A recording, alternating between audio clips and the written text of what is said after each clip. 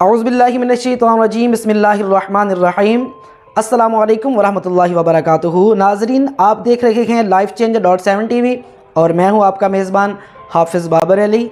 और नाज़रीन, आज का हमारा पैगाम, आज का हमारा जो एक स्पेशल मैसेज है आपके लिए, वो है सुकून कैसे हासिल किया जा सकता है।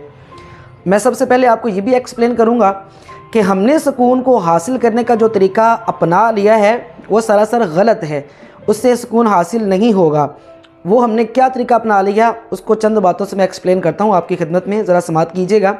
हम ये समझते हैं कि हमारा कोई अज़ीज़, कोई रिश्तेदार, कोई फैमिली मेम्बर, कोई भी इंसान जो हमारी ज़ात से वाबस्ता है, हम समझते हैं कि हम उसको तकलीफ़ पहुँचा के सुकून हासिल कर सकते हैं। फॉर एग्ज़ाम्पल, अगर वो कोई तरक्की कर रहा है तो हम चाहते हैं कि उसकी तरक्की रुक जाए, इससे हमें सुकून हासिल होगा। अगर उसके पास कोई गाड़ी है, कोई अच्छा प्यारा खूबसूरत घर है, तो हम चाहते हैं कि ये उससे छिन जाए। हम समझते हैं कि इससे हमें सुकून हासिल होगा। हम ये चाहते हैं कि उसको किसी भी तरीके से तकलीफ़ पहुंचाएं, उसका कोई ऐब उसके दोस्तों में, मुआशरे में उछालें जिससे उसको तकलीफ़ पहुंचे और उससे हम समझेंगे कि उसको तकलीफ़ पहुंची है और हमें सुकून हासिल हुआ है। मगर ये तरीका गलत है, इस तरह सुकून हासिल नहीं किया जा सकता। ये मुआशरे में बिगाड़ पैदा करने वाली वो बेहूदगियाँ हैं जिनका हमें इल्म ही नहीं है। अगर इल्म है भी तो हम इनके ऊपर अमल करना नहीं चाहते, हम इन चीज़ों को अपनाना नहीं चाहते। हमारे घरों में लड़ाइयाँ, झगड़े, नाचाकियाँ मुआशरे में आम हो चुकी हैं। देखिए, किसी एक भी शख्स को बुलाकर आप उससे पूछ लीजिए कि क्या वो अपनी ज़िंदगी से सेटिस्फाई है, अपनी ज़िंदगी में खुश है। यकीनन वो आपको बहुत से मसाइल बता देगा कि जिनमें वो घिरा हुआ है, जिनमें उसको सुकून हासिल नहीं हो रहा। चाहे वो घर की तरफ से परेशान हो, बाहर से परेशान हो, अपने दोस्तों से, अजीज़ रिश्तेदारों से, या अपने कारोबार की वजह से, कहीं ना कहीं वो परेशान है। मगर एक तरीका ऐसा है कि आप बहुत सी परेशानियों से बच सकते हैं, आपकी ज़िंदगी में सुकून आ सकता है। और वो तरीका क्या है? वो फ़कत सिर्फ़ और सिर्फ एक ही तरीका है कि जो अल्लाह तबारक व तआला ने हमें अता फ़रमाया है, जो दीन इस्लाम ने हमें दिया है, जो कुरान पाक ने असूल हमें वज़ा किए हैं। अगर हम उनके ऊपर अमल करें तो हमारी ज़िंदगी में सुकून आ सकता है। एक दो मैं आपकी खिदमत में जो है वो पेश करता हूँ, समात कीजिए कि सुकून हमारी ज़िंदगी में इस तरीके से आ सकता है कि मेरी ज़ात से हर उस शख्स को फ़ायदा पहुँचे जो मेरी ज़ात से वाबस्ता है। अगर कोई मेरी ज़ात से वाबस्ता है तो मैं उसको अपनी ज़ात से फ़ायदा पहुंचाने की कोशिश करूं। अब इसकी मिसाल यूँ ले लें कि अगर मेरे पास कोई मांगने वाला आ गया या कोई भूखा आ गया, मिसाल के तौर पे मेरी तरफ कोई भूखा आया है और उसने मुझसे रोटी की जो है ना वो सवाल किया है मेरी तरफ कि मुझे खाना खिला दो। अब मैं सोच रहा हूँ कि यार मेरी जेब में तो सिर्फ 100 रुपये हैं और इस 100 रुपये से मैंने तो ख़ुद जो है वो अपने लिए, या यूँ कह लें कि उस 100 रुपये से मैंने घर में सब्ज़ी लेकर जानी है, तो मैं परेशान हो जाऊंगा कि यार इसको मैं क्या दूं। आपको तवक्कुल अल्लाह की ज़ात पे होना चाहिए। यकीनन लोग करते नहीं हैं मगर करना चाहिए। इसका आपको यकीनन वक्ती तौर पर ही फ़ायदा नज़र आ जाएगा, सामने उसी वक्त आपके आ जाएगा कि ये जो आपने नेकी या अमल किया था उसका आपको फ़ायदा हुआ कि नहीं हुआ। आपको करना क्या है कि उसी 100 रुपये में से 10 या 20 रुपये जितना आप दे सकते हैं, आप उसकी खिदमत करें, उसकी मदद करें, उसको फ़ायदा पहुँचाएँ यार, अल्लाह की मखलूक को खुश करें।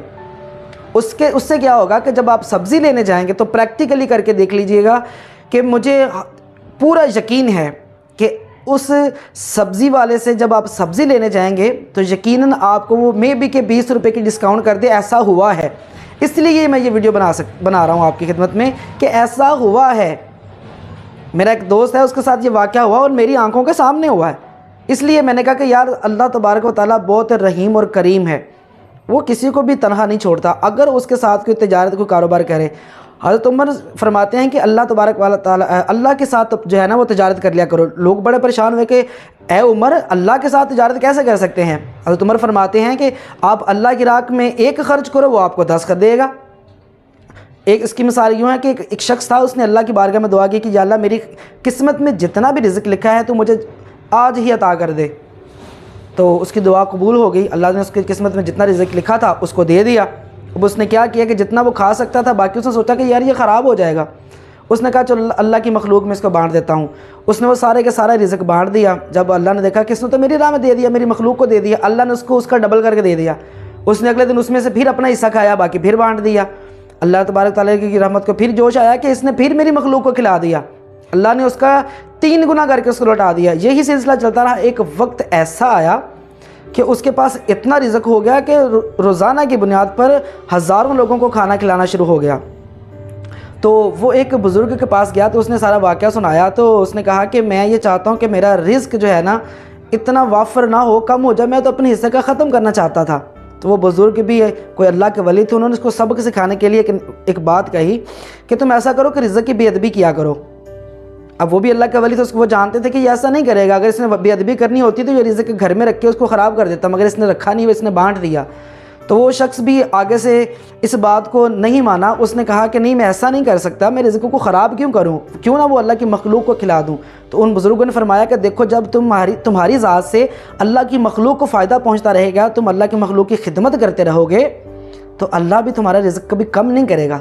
तुम जितना अल्लाह की बारगाह में अल्लाह की मखलूक को खिलाते हो, अल्लाह तुम्हें उसका डबल करके दे देता है। तो ये प्रैक्टिकल है, इसको करके देखिए।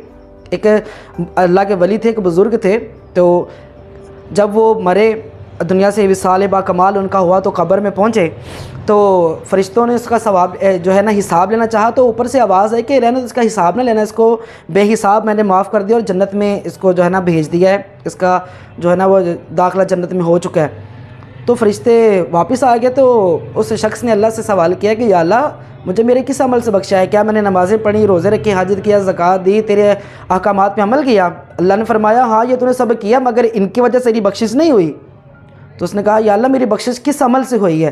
अल्लाह ने कहा तेरी नमाज़ें, तेरी रियाज़तें, तेरी इबादत, तेरे रुकू, तेरे सजूद, तेरे क़यामुल लैल सारी एक तरफ, मगर मैंने तेरी बख्शिश इस वजह से की है कि एक मरतबा तू कुछ लिखने के लिए बैठा था और तूने अपनी कलम को स्याही में डुबोया और स्याही को से भरी हुई कलम को जब उस दवात से बाहर निकाला तो देखा कि कलम के ऊपर एक मक्खी आके बैठ गई। तो तेरे दिल में ख़याल आया, पहले तो तू चाहता था उस मक्खी को उड़ा दे, मगर फिर तुमने सोचा कि ये अल्लाह की मखलूक है, शायद प्यासी है, तो इसको इसकी जो है प्यास बुझा लेने दूँ, मैं फिर लिख लूँगा। तुमने चंद सेकंड्स जब वो रुका, जब तुम रुके वो चंद सेकंड्स, और उस मक्खी ने उस स्याही को पी के अपना पेट भर लिया, जब वो उड़ी, तो मुझे ये तेरी अदा इतनी पसंद है कि जब तू उस मक्खी का ख्याल कर रहा था तो ऊपर मैं राज़ी हो रहा था। अल्लाह ने फरमाया कि मैंने तुझे उस छोटी सी जो है ना वो मक्खी की जो तुमने खिदमत की है, तो मैंने तुझे उसकी वजह से बख्शा है। अब आप अंदाज़ा लगाएं कि हम मक्खी को कुछ समझते ही नहीं हैं, मगर एक शख्स ने, एक अल्लाह के बंदे ने उसकी भी खिदमत की, तो अल्लाह ने उनको बेहिसाब जो है ना वो बख्शिश फरमा के बख्श दिया। तो आप अंदाज़ा करें कि अगर हम अपने हमसाये की, अपने मुआशरे में रहने वाले लोगों की, अपनी ज़ात से वाबस्ता लोगों की अगर हम खिदमत करेंगे, तो आप सोचें कि अल्लाह हमसे कितना राज़ी होगा। नबी करीम सल्लल्लाहु अलैहि वसल्लम की हदीस मुबारक है कि वो शख्स हम में से नहीं कि जो ख़ुद पेट भर के सोए और उसका हमसाया भूखा सोए। मिसाल यानी आप इसको यूँ ले लीजिए कि हमें, बल्कि यहाँ तक भी इस्लाम में हुक्म है कि आप के खाने की जो खुशबू है वो भी हमसाये के घर नहीं जानी चाहिए, कि कहीं ऐसा ना हो कि वो भूखे हों और आपके खाने की खुशबू जब उनके घर में जाए तो उनके बच्चे मज़ीद जो है वो तकलीफ़ में मुब्तला हो जाएं। होना तो ये चाहिए कि आप कुछ भी पकाएं, आप अपने हमसाये के घर में भी थोड़ा सा सालन ज़रूर भेजें, ताकि वो भी जो है ना अगर पकाया है या नहीं पकाया फिर भी वो उससे जो है ना वो लुत्फ़अंदोज़ हो सकें। इसका मकसद ये है कि आपको अपने हमसाये का भी ख्याल रखना है, अपने अज़ीज़ रिश्तेदारों का, बहन भाइयों का, मोहल्लेदारों का, अपने मुआशरे में जितने भी लोग आपकी ज़ात से वाबस्ता हैं, आपको उनका ख्याल रखना है। अल्लाह ताला फरमाता है कि मैं हकूक़ुल्लाह तो माफ़ कर दूँगा, मगर हकूक़ुल इबाद नहीं माफ़ करूँगा। मैं नमाज, रोज़ा, हज, ज़कात अगर आपने ये नहीं अदा किए, मैं बख्शने वाला हूँ, मैं बख्श दूँगा, मगर मेरी मखलूक की खिदमत ना की, मेरी मखलूक का ख्याल ना रखा, उनके ऊपर जुल्म किया, तो मैं कभी भी माफ़ नहीं करूँगा। तो हमें ये चाहिए कि हमारी ज़ात से जितने लोग वाबस्ता हैं, हमें उनसे, बल्कि हम मैं यूँ कह सकता हूँ कि हमारी ज़ात से जितने भी लोग वाबस्ता हैं वो हमसे खुश होने चाहिए, हमें उनका ख़याल रखना चाहिए, उनको हमसे फ़ायदा होना चाहिए और हमें उनको फ़ायदा पहुँचाने की कोशिश करनी चाहिए। बल्कि हज़रत अली यूँ फरमाते हैं कि अपने लिए जब दुआ मांगनी हो ना, तो किसी के लिए, किसी दूसरे के लिए दुआ मांगो, फिर आपको अपने लिए मांगने की ज़रूरत नहीं पड़ेगी, क्योंकि जब आप किसी का ख्याल करेंगे वो ऊपर बैठा मालिक बड़ा रहीम है। वो आपका खुद ही ख्याल करेगा और आपको आपके मांगने के बिना ही अता फरमा देगा। तो हमें कोशिश ये करनी है कि हमें दूसरों की खिदमत करनी है और इसको थोड़ा सा अपना के प्रैक्टिकल लाइफ में ला के देखिए कि आपको कितना फ़ायदा होता है। जितना हो सके दूसरों का फ़ायदा कीजिए, आपको इंशाल्लाह ज़िंदगी में वो सुकून हासिल होगा जो आप चाहते हैं। आपके घर के मामलात भी ठीक हो जाएंगे, बाहर के मामलात भी, कारोबारी मामलात भी, दोस्त अहबाब में भी इज़्ज़त बढ़ेगी।